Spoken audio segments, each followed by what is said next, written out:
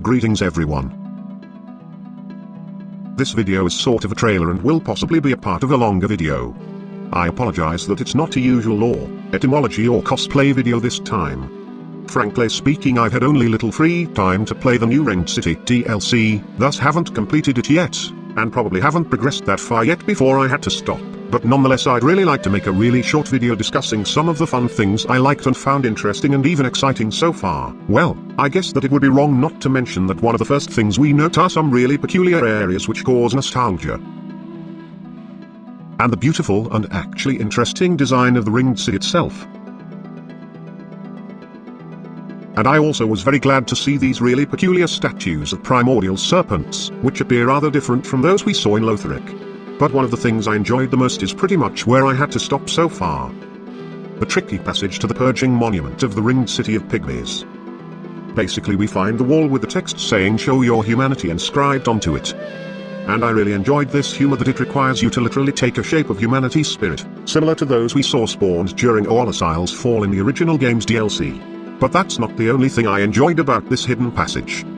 So, the first thing is that basically to assume the shape of humanity's spirit one needs to use young white branch or chameleon sorcery.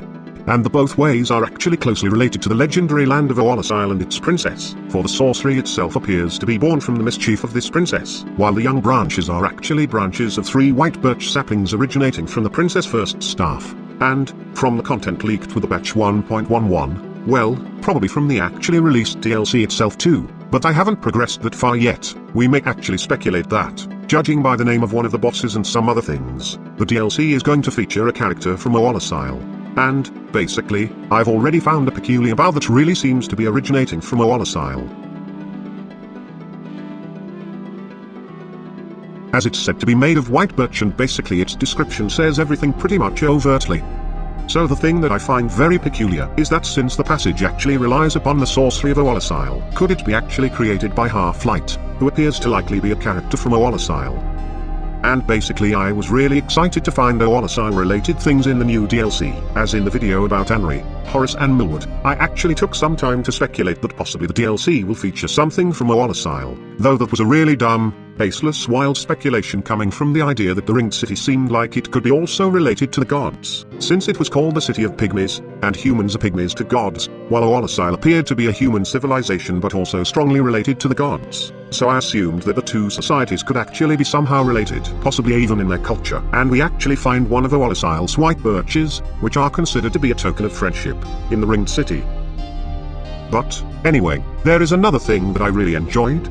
Well, since I haven't explored the DLC completely, I can't say for sure, but so far I haven't actually been able to find any humanity spirits in the swamp area. Yet we are turned into them to blend in with the surroundings. Again, I'm not 100% sure, but to me it would be actually way more neat if there were none of them in the area. Because, while we don't see the humanity spirits, in the swamp area we may actually find some crystals. Very reminiscent of dark gems, which are told to be born of disembodied humanity spirits. So it's only natural for them to be associated with the area, since they had been there at some point even if there is none of them now. I really enjoy such stuff. But, I'd like to note another thing. These statues we find in the Ringed City appear to be very peculiar, as they're somewhat reminiscent of the crucified beasts we find on the Road of Sacrifices.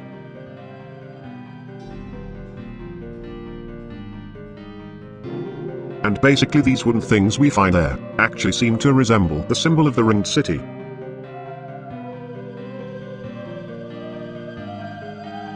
As for the few other fun things, I believe that these cleric enemies are actually very reminiscent of Japanese kappa yokai, literally river child. As kappas are commonly depicted with shells on their backs and plates on top of the flat hairless regions of their heads which are surrounded with rather long hair. Well, while these clerics don't have such plates, their overall appearance and the way they move may actually be inspired by kappa of Japanese folklore, and the swamp clerics are the most reminiscent of kappas who are believed to inhabit ponds and rivers. And the last thing I'd like to note for now is that Shira's appearance seems to be somewhat different from the image we saw on the artwork published earlier. I'm not really sure whether it's simply related to some technical things, like her being an ordinary NPC, or not. but the rest of the things we speculated about her seem to remain the same. Well, once again I apologize that it's not a proper lore video, though probably I'll have to include some of the points we discussed here into future videos. And of course it's not all the peculiar stuff. But, I guess that would be it for now. Thanks for watching. I hope that the video wasn't boring to you, though frankly speaking I somehow worry a lot playing and discussing this final DLC, so it's somewhat difficult. So maybe you'd like to check out other lore, etymology or cosplay videos on my channel. Also, you can check out the video description for a link to the etymology videos table of contents, if you're interested in this topic, as it's meant to make it easy to find the discussion of the necessary names.